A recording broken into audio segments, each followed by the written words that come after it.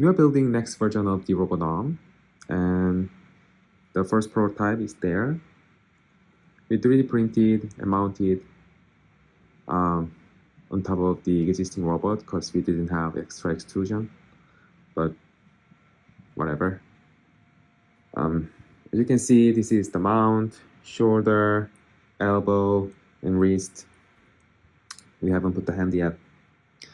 This is the our awesome power management system, power supply, bus bars, DC converter, all those stuff coming up and powering all this.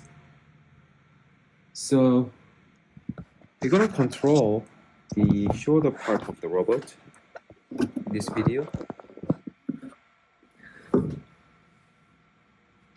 Okay. Let me move this guy very slowly because this extrusion is not very stable yet.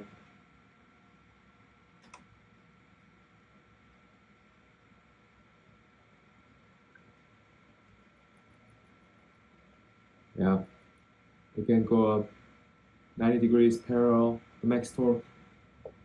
At this stage, let's see what's the current. Okay, it's using like 2 ampere-ish, 2.2 ampere. Not too bad. Let me bring this guy back slowly. Alright, so imagine that that's your right arm. So you just maybe straight, and then now move the other joint.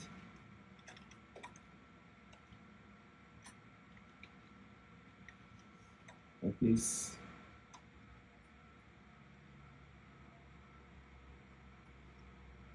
Yep. So we haven't put any motor signal for this elbow motor. That's why it's just free rolling. We only, because we are only controlling the shoulder joint.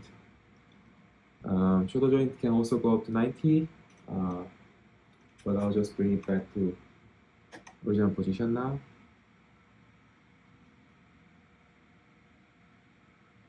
Yeah, and the other one, the last one is shoulder roll. Let's see, 90 for roll, we can do a little faster. Yeah, just like that. And come back. Yep. So now we control the 3 degrees of freedom on the shoulder. And tomorrow we're gonna control the rest of the part of the arm and potentially use our interface so that we can control this arm by just moving our human arm. Let's see.